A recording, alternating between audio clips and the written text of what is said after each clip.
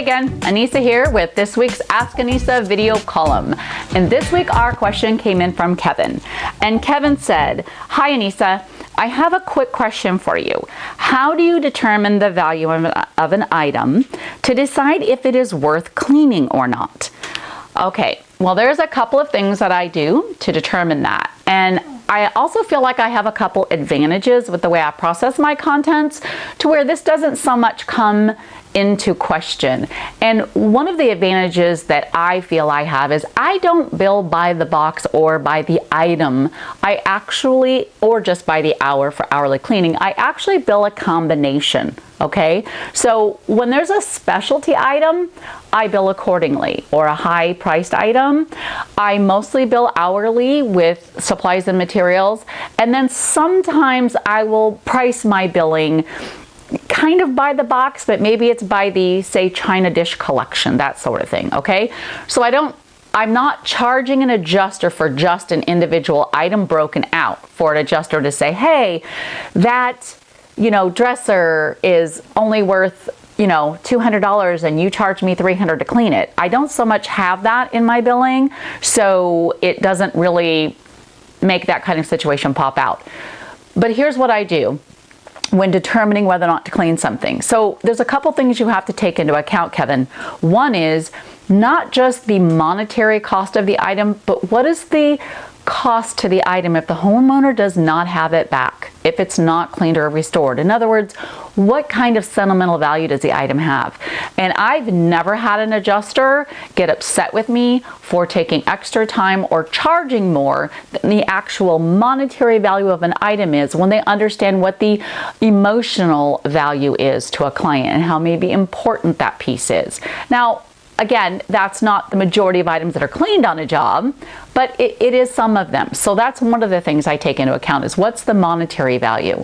And the other thing is I do take into account, if I can clean, say, plastic hangers or some specialty hangers that people have in their closets, those aren't cheap. So if I can bulk clean them by putting them through my ultrasonic machine, I do it. Or if it's just a quick wipe down, if I'm just doing a quick wet wipe on these items because they're very little affected with smoke and soot, then fine. But if I have to spend time, and hangers are not anything someone's emotionally attached to, it still can get very quickly where you're exceeding the value of the item for what you're going to need to charge to clean it. So I'm really careful about items like that. So you have to look at that sort of thing. The other thing is magazines are a really great thing to talk about.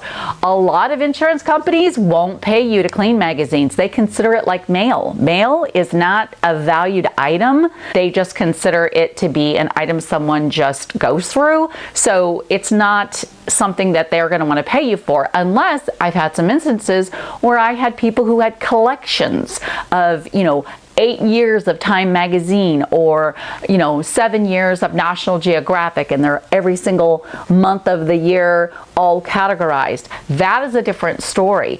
But again, have a conversation with your adjuster if you're coming across a situation like that, or a conversation with your homeowner. Maybe they really don't care about those Time magazines and you can just go ahead and destroy them and log them and get rid of them instead of cleaning them. Now, you want to also make sure that your adjuster is okay with you logging them, or is the policy actually stating that periodicals like that have no value on the contents policy? If that were the case, then you would not be logging them, obviously, for reimbursement. But as a little side note, you'd want to be sure to put them on your log destroyed list as your disposal authorization form so that you can toss them and not have that come back and bite you.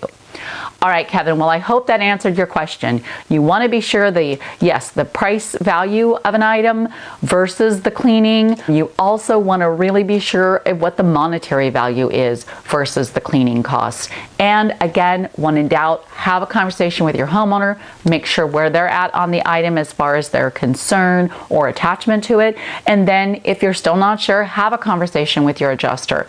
Just be really careful that you're not bugging your adjuster on a daily basis about every single item, because obviously they're not going to like that. After all, you are the contents restoration expert and should have a good handle on that. All right. Well, Kev, I really hope that answered your question, and and you found that valuable, be sure that you are subscribed to the YouTube channel and sending me questions to my email, Annissa@firehouseeducation.com.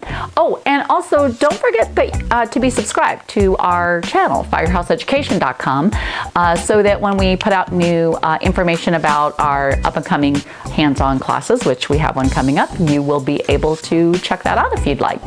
And on that note, I will see you on next week's Ask Annissa video column.